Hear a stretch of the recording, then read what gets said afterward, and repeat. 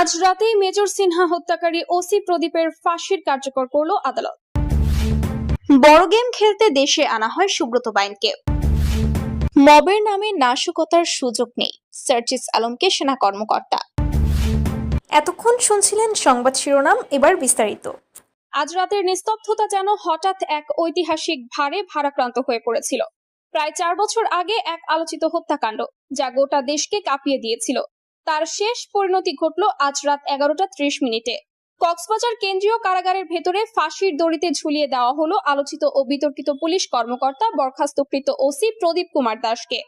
Major of Sinha Mohammad Rashed Khan হত্যাকাণ্ডের রায় বাস্তবায়ন করার মাধ্যমে শেষ হলো এক দীর্ঘ অপেক্ষা, বিচার প্রার্থী মানুষের চোখের ন্যায় বিচারের এক দুর্লভ দৃশ্য। 2020 সালের 31 জুলাই রাত প্রায় 9টা